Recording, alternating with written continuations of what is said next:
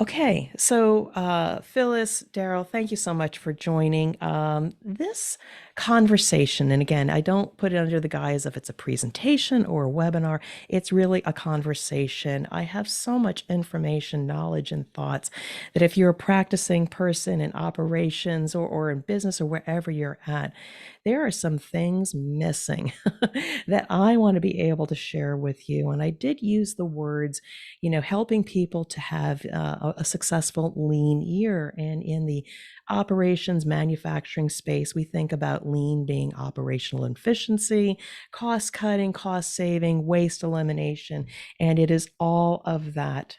But what I did is I took the opportunity to play a little bit with the words. And while lean, you can use different kinds of technical words.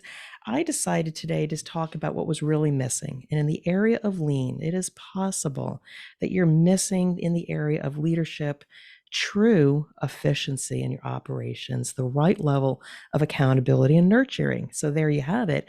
LEAN also stand for lean. And the reason why I'm having this conversation today is because there's so many pitfalls. So many times organizations say, we're going to have a lean initiative and we are going to save money, cost savings, eliminate waste, etc. And it sounds good, and you hopefully everybody gets on board. The problem is that these companies, these entities may be very short-sighted. And again, a well coordinated lean initiative or any initiative that is meant to make improvements for customers or even your employees or what have you, unless you do these things that are underneath, that are lurking, that are the foundation, any amount of efficiency that you gain in your operations is going to erode unless you remove the waste underneath. And the benefits of this is the fact that there is money that's being wasted that negatively impacts your bottom line profitability because you don't measure the amount of emails and the amount of barrier removal and the amount of meetings because we don't do things the right way. And also the other thing is when you have waste and disorganization that you don't measure in an organization, your customers are going to feel it. They don't care that you have started doing Gemba walks and Kanban boards and done 5S and taught people about Tim Woods, which is the elements of waste. They still feel the pain of late deliveries and multiple communications because you haven't addressed the things on the undertow. And so that's why I wanted to talk to you about some of the pitfalls of not having a lean mindset as a foundation before you implement any lean initiatives. Now, I've shared a lot of information right there. I am going to pause periodically wherever there might be a question. I just want to thumbs up. Are we good to continue? Is there any comments or reaction to what I've just shared so far? I got a thumbs up. That's good. Okay, this may not take the full hour. I am trying to provide as much value so it's efficient, crisp, and understood. If we get done in less time, that is fine. What I am going to do, though, and I think I distributed the worksheet ahead of time. Daryl, you have a copy of that, and I think Phyllis, I sent it to you. I'm going to share, I won't put it up on the screen because I want this to be a conversation, okay? But when we talk about the first thing in lean, uncovering leadership essentials is critical. It is absolutely critical. When I talk about leadership essentials, they're usually missing because, again, from the higher ups, they hire a consultant, you put forth a lean initiative, you do all the training, you set the targets, you organize teams, and then you start measuring the results. What they're not doing is teaching you the basics of when you roll out any initiative as a leader, as a person, project manager responsible for this, you need to paint a vision of the future of, you need to paint a vision for the future of where you're going with this. Because when people hear cost savings or lean initiatives, some people are just going to turn their ears off and saying, you're looking to cut costs and cut my job. What we instead need to do as a leader is paint a picture of what the vision of what the future looks like. And the other thing, that our politicians as well. Elaborate, please. I said we need that from our politicians as well, instead of just talking about the past or being nasty to each other. We do need to, I agree with you, and we need to make sure that our leaders have the right skills and a future paint a future and pull people towards that future versus saying, this is what we're going to do now, and these are the results. So I appreciate that. The other thing that we need to teach people to be is outcome based versus results based. And I'm going to give you some more details behind this. One of the biggest pitfalls for leaders is they say, for instance, in a lean initiative, we're going to save $1 million in the first year and $2 million in the second year, and they focus only on the results, and they beat the people up and have extra meetings when we don't get those results. Maybe we only got $500,000. The problem is that we're really here to solve an outcome, the pain points of the people. Any operational efficiency has to serve the people or your customers. What's in it for them? What pain points are we going to solve? What outcome are we going to achieve? Focus on that, which is the vision for the future. And while, yes, we do need to measure the actual results, wouldn't it be better if we measured the amount of adoption and the maturity of an organization to say, yeah, I see the vision. This is why we're doing stuff. When people start talking the language that you want people to aspire to, the results are going to come. A third thing, and again, I'm going to give a very specific example, is when you are trying to establish the right leadership essentials, you need sponsors and stakeholders. Now, in any initiative, it may come down the hill that we are going to implement a new ERP system. We're going to move to a different platform. We're going to reduce defects. Yes, these sound good. They were done in a conference room, or you brought a consultant, and you think you have the sponsors, but go try to implement this at home. Let's say you're the practitioner that has to implement and go to each of the plants and try to implement these things, and you're met with deflection and delays and canceled meetings, and we don't have time to do this now. Where we fail, though, is to establish the right sponsors and stakeholders for the work we need to do. Otherwise, it's going to be tough and you're going to waste your time. Again, I'm going to give you some answers here. And then finally, one size does not fit all. We need to have the courage as leaders that if we implement any initiative, and you have to do it across multiple domains, you may have a portfolio of tools in your toolkit that you need to do to address these things. But each leader is going to have their different pain points, and they might say, I wanted to support this, but I can't do it now. Can we delay a month? Fine. That's one concession. Another leader might say, I've got all of these problems. I don't even know where to start. Partner with them and say, let's start in one area over here where you have the biggest pain. Build trust, build an ally, and each and every leader will experience the initiative with you, and you get that early adoption, making it easier to continue forward. So that's why I talk about one size doesn't fit all. Ultimately, we are here to help people for efficiency gains, make their lives easier so they don't have to work as hard and go home and have more time for family and friends. That's the outcome of what we're trying to achieve. Now, I'm going to share a story about where this worked, but I shared a lot with you. When you uncover leadership essentials, paint a picture of the future, be outcome-based versus results-based. Make sure you have the right people around you, the sponsors and the stakeholders, and make sure that you customize it for each situation or group or leader. One size does not fit all. You need to meet people where they're at. So I'll just pause there for a little bit of a reaction. Again, these are pitfalls that you need to shore up before moving forward. Comments, questions, or I'll share a little bit more context. Daryl. So one of the things I'm really dialing in on lately is understand, every time you have a change or every time you have an improvement, is what's the impact on you? How has that made you feel? Did it make your job less stressful, more stressful, better for you? Did it actually solve your problem? At the same time, solving an efficiency problem. Exactly. Important. Yes. Thank you, Phyllis. Thank you for that, Daryl. Yeah, it's about the humans. It's not about that PowerPoint that you're going to show the leaders about, look at all the training I've done and look at where we've started having cost savings. We need to be getting testimonials from the people. How did it help them? I'll tell you, that really brings up a good story, because I did have one particular fragrance plant where we had a terrible defect, and we put all kinds of error-proofing measures in place, and we were even doing a training video to be able to share with others how we made an improvement. And it was funny how an operator was starting to sneak into the video. And we realized we had to stop videoing because it was kind of distractive. And when we stopped filming the supervisor and we started filming the operator, says, "Do you want to be filmed and explain why this is important?" He says, "Absolutely." So we restarted the video and we interviewed this person explaining how they error-proofed this particular defect. And not only were they able to demonstrate what they were doing, but ultimately said, and the reason why we do this is if we don't do it, we're going to send a defect downstream to our customers and they're going to have this particular experience. And I was got chills because finally the people understood the benefit with respect to their job and the impact on other people. That's what we should be measuring, is the maturity of the organization for adoption of any initiative, not necessarily the results. And by the way, after that, we never, ever had a catastrophic failure again because people understood the impact. So thank you for bringing that up. Right.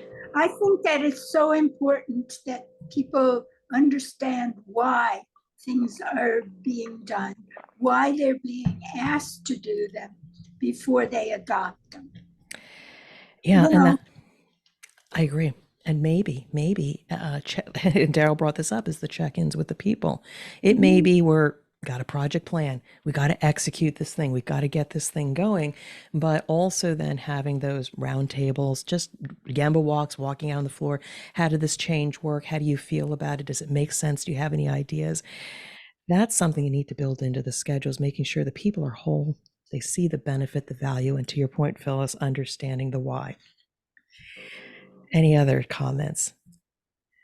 Because the reason why I like this, and again, I've come up, if you don't know me well enough, I've come up through the ranks of being an engineer, a quality operations expert, and I was rewarded a lot for the results that I got because I was just an Energizer bunny and I was following up and pushing, pushing, pushing.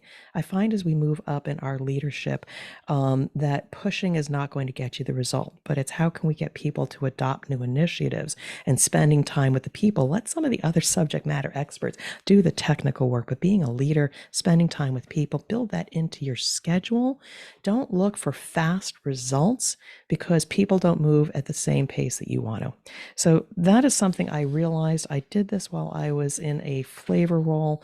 We had to roll out a lean initiative. And I will tell you, I spent more time with the plant managers monthly saying, what is your pain point this month? What can I do for you? Can you do this for me? And I'll do that for you. And I found out rather than rescheduling meetings or they weren't available, each time I showed up at their doorstep, they said, "Deb, let me make some time for you." And I said, "What are we here to talk about? What can I do? What can I do for you? And what do you need me to do this month?" Leadership Essentials is critical to a lean initiative. So I'm going to move on, but if there are any other comments on that, and again, I did share with everybody the worksheet that goes with this, so you have that. The next thing I want to go to is, and this is something I have optimized and realized so much over the years, is we can have the best people on the team, the best technical experts to have, again, impact some kind of initiative, a process improvement. But I find that we have excessive waste, minutes, hours, days of our lives wasted when we don't effectively communicate. And I can't emphasize this enough. It's one of those things you almost, as a project leader, need to observe the capability of the people and how they communicate. Because if done poorly, people are going to deflect. They don't understand. They're not going to respond. They're going to have extra meetings. And is that really lean? Again, you may have a process efficiency. You're going to rework an area such that they can get their work done faster. But if you have all that waste underneath, you're not going to get the efficiency. You can still hear me, right? Okay, good. So I do have 3 areas where I think people can improve. But any reactions so far? I'll keep going. Let me keep going. There are 3 dimensions where people are wasteful that they definitely can improve. And it's 1, email. Again, email or even chat, instant message, direct messaging. All of that is very much the same. If you don't email in the right way, there's going to be waste. People are not going to respond to you. Things are going to go back and forth. There's a lot of waste. The second one is stakeholder management. If we're not communicating with our stakeholders at the right level, you're going to be pushing your initiative versus people supporting and pulling that initiative. And finally, periodically, we need to present the status or the results of our initiative. And the unfortunate thing is, we are taught as technical professionals to say, here's the chart and here's what's happening, and it's good or bad. But what we fail to do is share with our leaders how to message the information so you get action versus deflection or or anything and not get anything. When people don't know how to communicate in the right way, any initiative is wrought with error. You need to spend time also coaching and mentoring the people for more effective results. I'll touch on each, on what bad is and what better can be. Now, I've talked a lot about this in terms of, in all of my outlets. When you communicate with people, make sure it's a very clear call to action in the subject line. Please respond. Approval needed. Again, you're not being curt and discourteous, but people need to be clear as they're scrolling through their devices exactly which ones need attention now. You want to be able to pop to the top. Now, the next thing, when you do communicate, be very concise. Thank them. I will say I've changed my message. Express gratitude. Thank you in advance for reading this email. Always do that. You're going to get people's attention. A lot of people forget that. And then what you would need to do is be very crisp in 2 to 3 sentences. This is what I need by when, why is important, and how I can help you. Shall I have a follow-up meeting just to go over the details with you? When we don't teach our people to be concise and crisp for a call to action, they're going to be very frustrated when leaders don't respond to them. Now, I will tell you, one leader, Ray Taylor, I remember him from the flavors industry. He never responded to my emails, but I learned he prefers texting. So when you take the time to understand the preferred communication style of a leader and then text him, immediately, I got a response from him and said, Deb, this is an important issue. Do me a favor, go to my calendar and schedule a meeting so when I'm back in town, we can talk about it. Boom. I did an effective communication because I communicated in the way that he needed to, and I got immediate response. Teach people to do this. I can help you. Now, the next thing, stakeholder management. We need to communicate with them because when there is an information void, they are not going to support you. They're going to have other agendas. You are met with frustration. I had one particular project where there were 4 stakeholders running amok, trying to help with this initiative because our contract manufacturer was producing a lot of defects. And they all wanted to take the lead, and it was just a big mess and wasteful.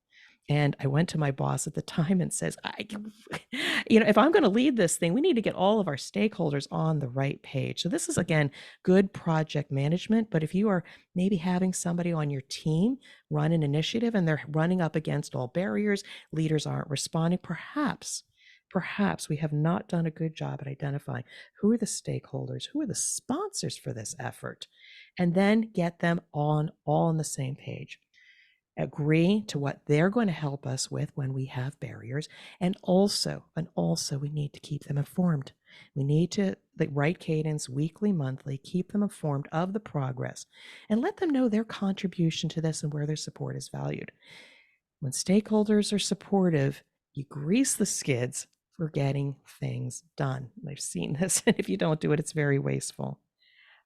And the last thing I want to talk about is presentations, because when you're moving forward any initiative, one thing I've seen happen is they only present the information if it's good or bad. Messaging includes 4 dimensions. The data, which has to be accurate. 2, is it good or bad? And explain why it's good or bad. What is the magnitude of it? Is it getting worse? Is it getting better? Is it quantum leaping? What is it? They really need to understand the pain. And then finally, what is the impact on the end user or the customer, the internal customer? When we give people those 4 elements of how to message, not communicate or disseminate information, but message it, you get people to talk. You might get people to disagree. You might get, oh, no, it can't be that bad, or show me the data. The mere fact you started conversation about it means you got people's attention. And speaking in the language that people understand. Again, I know, Phyllis, we talk about cross-generational communication. We've had lots of conversation about that, but make sure when we deliver and message information, it's also in the language that people can understand. When we do this, Again, it also eliminates waste in our communication. I do have a story, but I think I want to just pause here where this has had a great impact, especially on somebody I was mentoring. Any reaction to communication and how, if done poorly, can create a lot of waste in the undertow of any initiative? Any thoughts? Thumbs up. Sure. Sure. Every single time I've dealt with this, it's getting it through the noise, you know, Yeah. the noise of all the other stuff that's coming through, and how do you sift through that? What's important? How's it important? So I really like your presentations for influence. Those 4 points, those are fantastic. I appreciate that. After making many mistakes and delivering information and hearing crickets or not hearing crickets, I used to question myself, was the information not right? Was it not relevant? Because I just presented information, but I didn't give people anything to think about, to weigh in on, to express their opinion. Phyllis, yeah? Exactly. I mean, the thing that I was going to add, because I'm really into communication of all kinds, excuse me, is to make sure that people are understanding what it is that you're communicating. And so to ask, is there anything that you don't ask, that you don't understand, or that I left out that isn't clear, or the expectations aren't clear to you?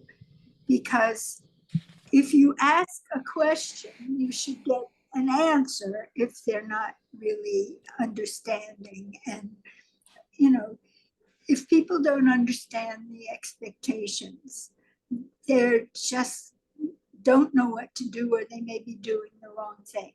So you need to get that feedback.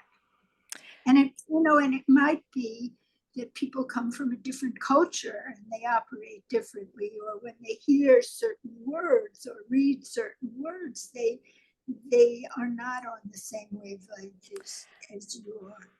Yeah. And thank you for enriching the conversation. I know that I mean, you and I've traveled internationally, and some countries are very direct and opinionated, and you'll know what they think. And then in some cultures, based on hierarchy and respect, they will not question, they will not say. It is on them to understand. And unless you ask questions, you'll never know if you have compliance or understanding. So, Yeah, they yeah. don't speak up. I mean, that's one of the reasons I have, from the mentoring I do, I have people from all different countries often, and I learned so much from them. But it encouraged me this summer, in August, I got certified in cultural intelligence, and it really is fascinating. Wow. That is one thing I have not heard of, is cultural intelligence. I mean, we understand emotional intelligence and stuff, but I've never heard those two put together. I'm going to take a note to just look more into that, because that is really, really, really important. Thank you, Phyllis. Thank you, Daryl. And I mean, Well, Phyllis?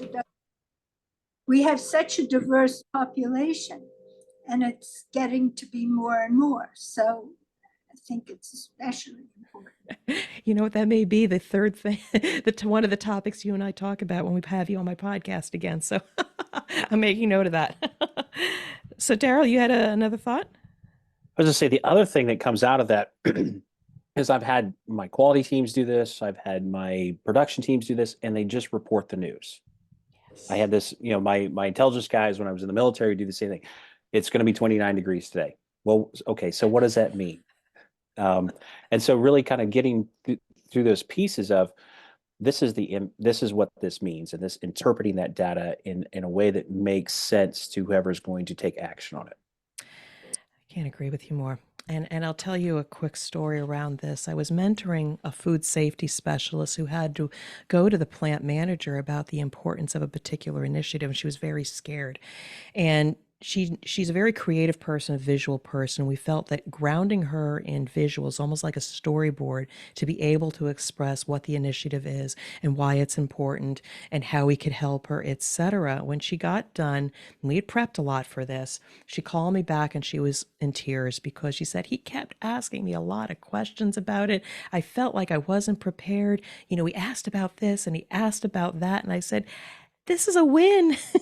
This is a win because on some level you connected with him to enable him to be able to ask questions. So if you flip your mindset of rather, oh, he's poking holes in this initiative, flip it to say he's seeking to understand, and that you have a perfect opportunity to share more information, come back to him with the answers. And people need to be brave that, if you have to report up or influence up, people are people. And they just want to understand. And if there's an opportunity to help, you need to be able to help them to do that. So great conversation. Anything else? Because I want to move on to the next thing. So let's go on to the next thing is accountability and establishing levels of accountability. So you've set up a great initiative. You've got all the right players in place. You've established, leadership essentials, how to communicate. What I am finding the next waste, waste. Tim Woods. Tim Woods in the area of lean stands for different kinds of waste, loss of time, inventory can be a waste, motion can be a waste, all different areas where you can look at an organization and see how they operate. And one of the things that I find is in the area of kind of like wasted skills or extra motion, when people don't have the right level of accountability in an organization or there is transparency.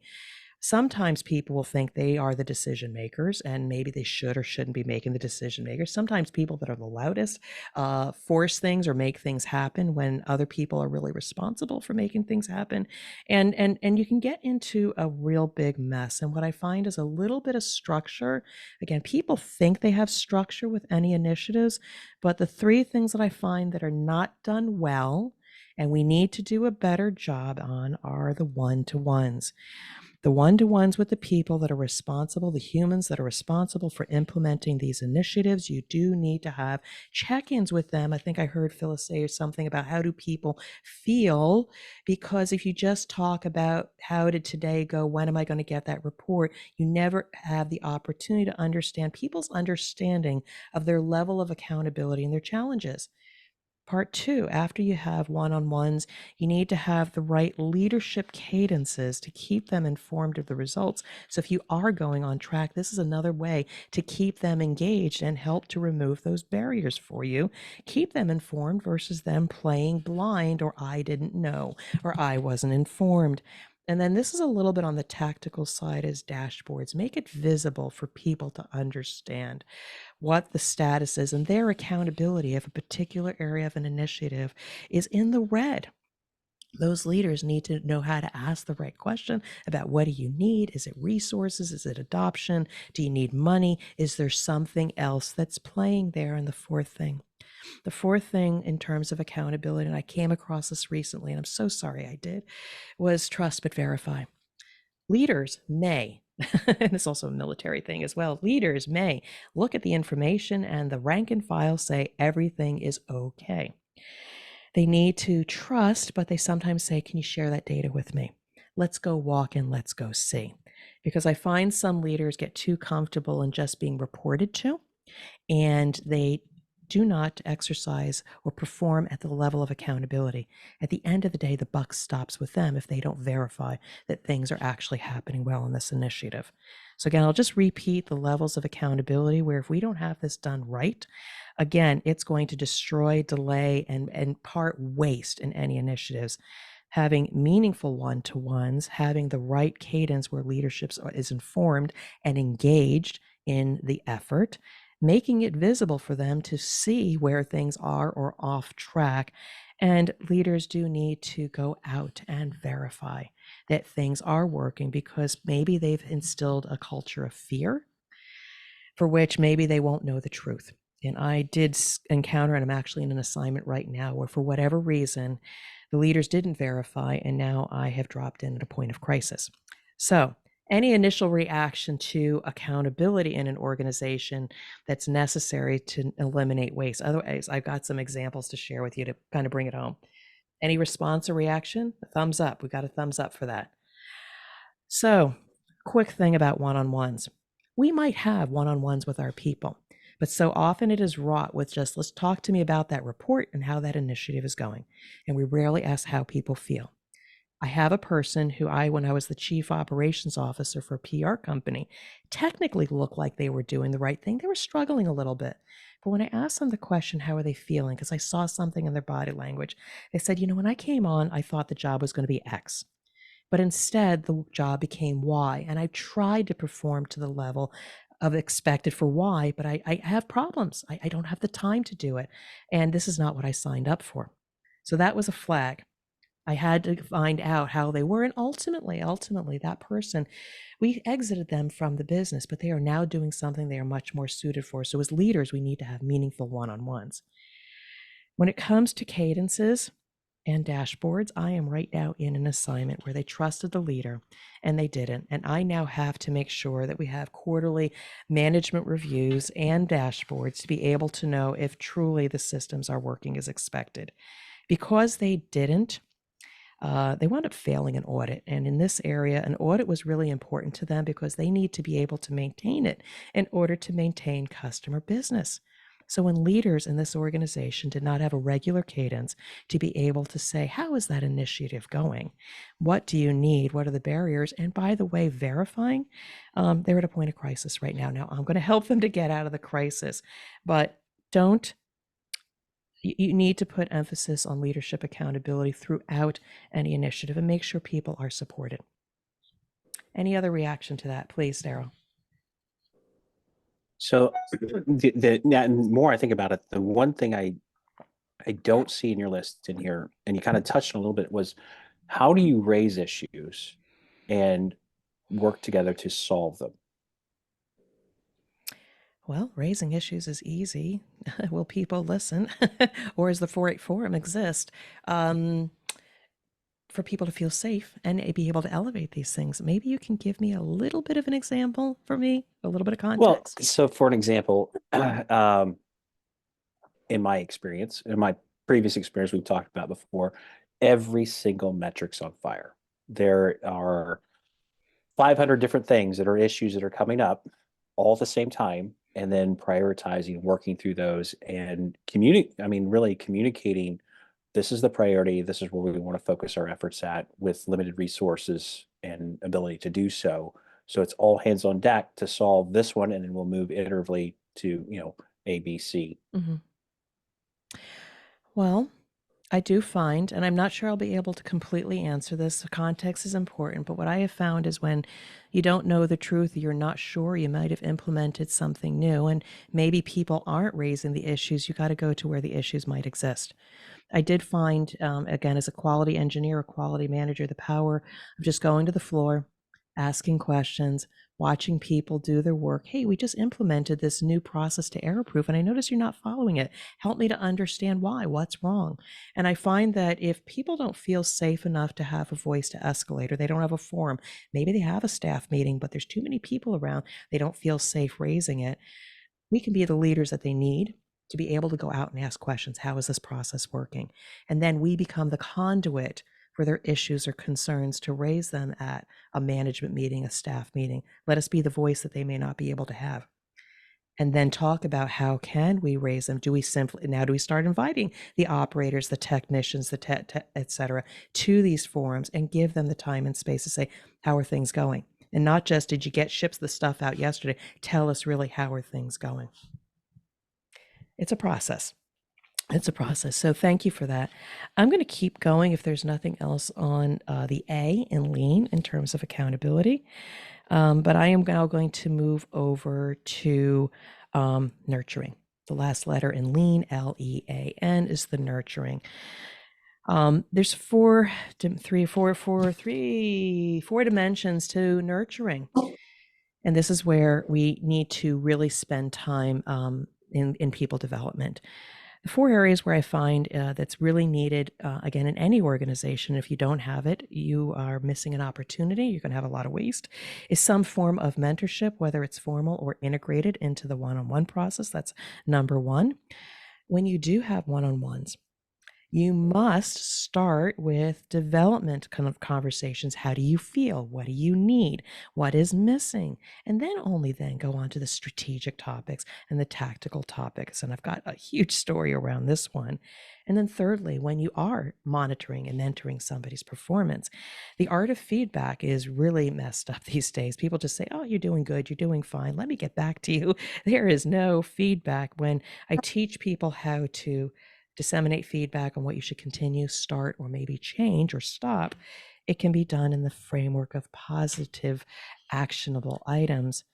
And then the last thing is seeing people for who they really are and their value.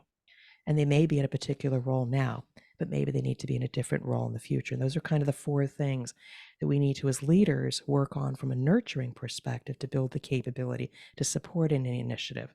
So I'll pause there. Was there somebody that wanted to jump in?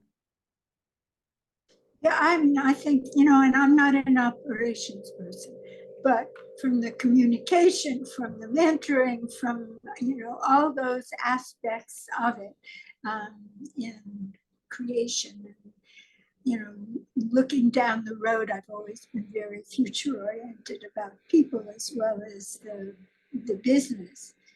And there's so much that is overlooked very often by managers and leaders about the potential of people that they have been working with or they're interviewing to maybe change their position or to bring them on in the first place. So the questions that can be asked and get a sense of who they really are and what they have been reluctant to mention. So it's making people feel comfortable. And then we get, I'm very big on psychological safety. And I think that in meetings and discussions, there really ought to be norms set up at the beginning to give people a sense that you really want to hear what they have to say and what they would like to be doing and how they feel they can contribute that they haven't been asked before. Yeah, you and I, Phyllis, are so much on the same page. Again, this is foundational work that needs to be done in an organization because, again, if you got a shaky foundation where people don't feel safe to raise issues or they're not coached for performance, any initiative that you put in place will, for the short term, show benefits, short term benefits. But I have walked into organizations where I will see a workplace that was set up for 5S, that was set up for operational efficiency, and then you see it degrade and people no longer keeping it an operationally efficient workplace. It meant that we didn't anchor those good behaviors and support for the people in order to sustain the gains. So I'll just share a few examples, if I may, that I just know in my career, and this is why I am so focused on it, is I didn't have any mentorship and I only got to a certain point based on my technical skills. And it wasn't until later and probably leaving the corporate environment that I actually got some mentors to realize my value, to realize where maybe I had gaps in my performance and unleash my potential. Again, it's so important, and that's why I'm here now. So again, if it doesn't exist in some format in an organization, we need to at least start someplace and educate our leaders on how to have proper one-on-ones.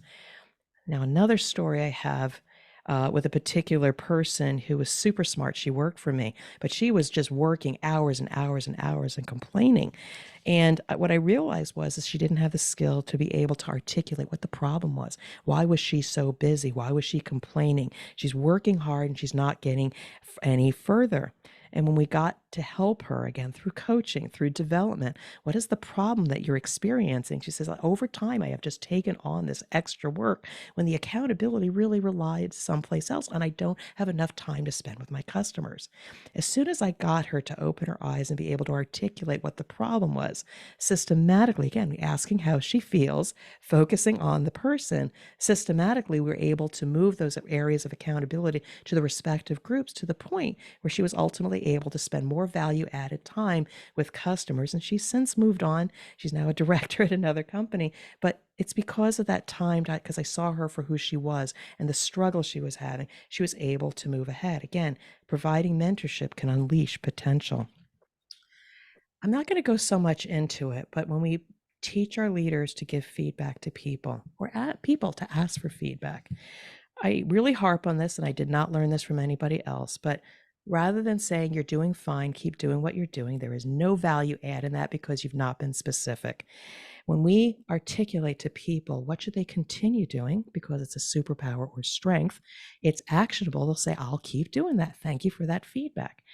And then you can articulate to people what should they start doing that will accentuate what they're already doing well. If they're a great teacher, let's move them to another area and do their teaching, proliferate their capability, and increase their breadth of influence. And then finally, the last one, I use the word stop in my notes, but I meant change. What could they change that may not be big, but incrementally over time, somebody will call it out on a performance review and say, you do this. When instead, if you can say, if you could change something a little bit, like maybe not talk so much with your hands, hold a pen just to kind of ground you so it doesn't detract you, that's actionable. And every bit of that feedback was delivered with positivity and to instill confidence. This is huge, and I see it missing all over the place when it comes to providing feedback to develop the human. And the last thing is we are as leaders are not meant to keep people in their place. Yeah, you may have an initiative and you need that person because they are a superstar and they're going to help you get it over the finish line. But through the mentoring process, they may help you now, but it is not your job to keep them in their place. Some people will block others from moving forward unless you see them for who they are and what their truest potential is, because ultimately the outcome is to leave your legacy and leave your impact on humanity. It's not about keeping that person in that place, doing that job, or maybe helping with a promotion, because ultimately I have a very dear friend of mine. She worked for me and I saw her, she was doing data and managing people and she was good at it, but her true passion was teaching and having broad impact. I lifted her up, put her in a regional position. Now she's in a global position because they value her mind, her expertise, and her training and her can-do attitude. I lost her as an employee, but I was able to lift her and move her into a place where ultimately she was providing more value and she was much happier. And we just had lunch or breakfast this weekend. She's feeling amazing. So I'll recap. Unless we have a foundation in providing value-added one-on-ones, understanding how people feel, do they feel safe? We have the right cadences, that we're meeting with them. We know how to give feedback and also see people for their truest potential. People remember you for that. They will help you through anything, and they will help you through whether it's a lean initiative or another initiative.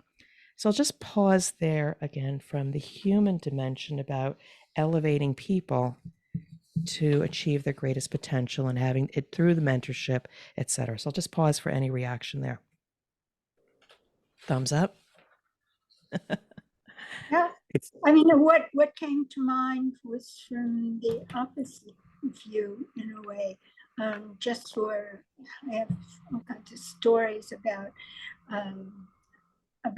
leaders and managers who kept people in their place because they were serving them and doing the work they wanted to do, and they didn't want to lose them.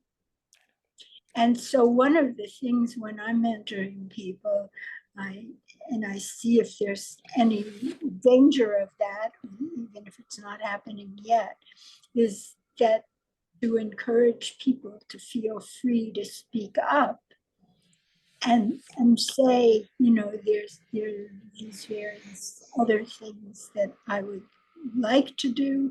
I can even do more. Yeah. And find some way, at least probably it would be gradual, not to say I want to leave you and, but is there some way that we can add new things to me? I might get bored doing the same thing all the time. And I know it's important, but let's give somebody else an opportunity to jump into this job and see how I can expand, Nurturing. or change them. So important, that nurturing.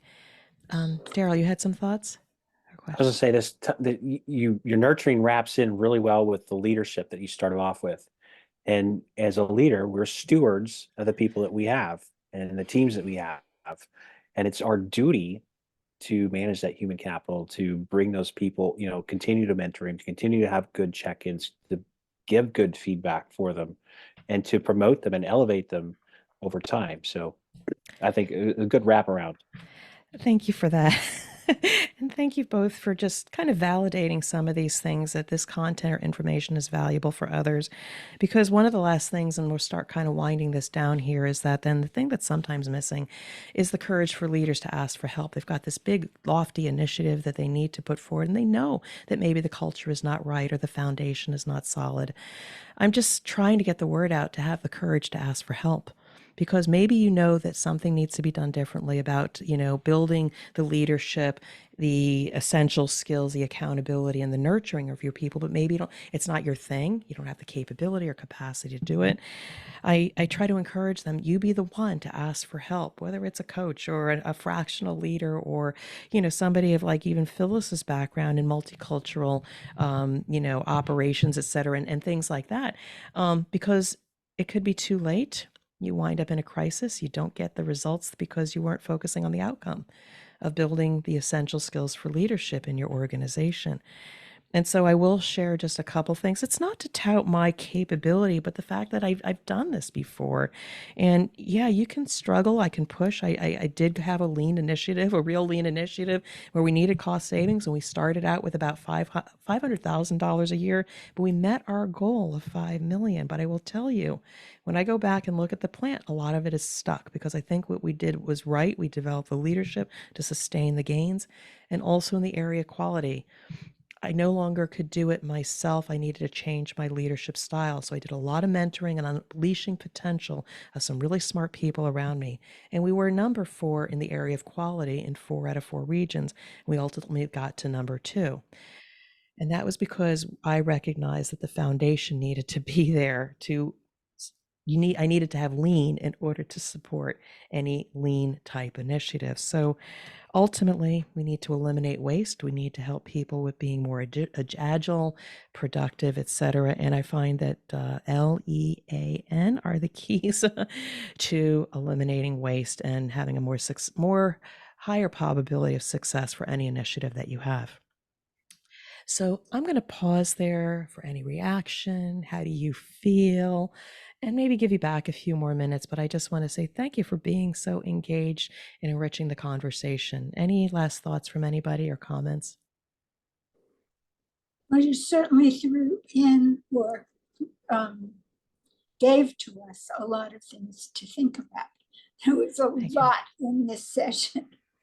Well, thank you for that. There's always a mix between sharing a lot of insights, people taking notes, and I've given a worksheet, to maybe only go over 1 or 2 topics and go a little bit deeper. I've done that in some of my collectives. I used to have a mastermind where we would just have one topic, share my insights, a little bit of education, and then go deep into it and have a conversation. And that did work sometimes, but the people want just to talk about their own situations and not my content. So anyway, I've tried that. So it's a balance. A lot of information, but if nothing else, maybe I've whet your appetite to say, this is information worth sharing. I can take this away and implement it myself, or maybe I can help somebody or pass my name along to somebody else who might be able to share these insights and maybe make a difference. And if not you, somebody else. I'm here to serve. Daryl?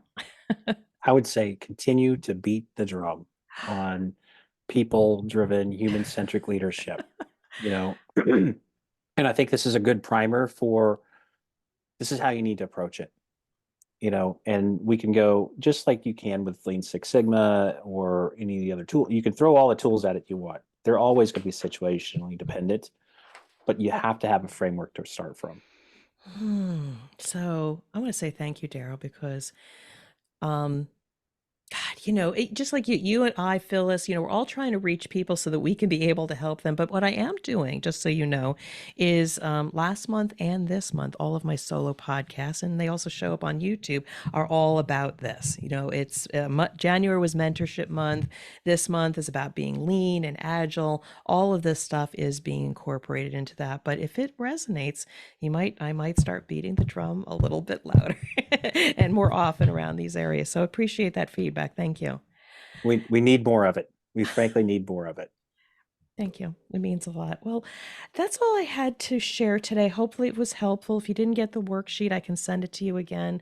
You feel free to use it. It's not rocket science, it's not intellectual property. I just wanted to distill it in and hopefully help people. But, Daryl, if you ever want to reach out and just chit chat, I'm here for you. Phyllis, I owe you some questions for our upcoming podcast interview again. So that shall be coming shortly. I just want to thank both of you for being here. Very nice. Well, yeah, we're not due till the 9th, but I want to make sure I get it to you at least a week in No, advance. no, So, of course, I just had the date in mind. It is in my calendar. yeah, okay, very good. So, listen, everybody, it was a pleasure. Thank you so much for dropping in. And I do want to wish you a good rest of your day. Stay in touch, and thank you again. All right. Have a Bye-bye. good week. Bye, Phyllis. Bye, Daryl.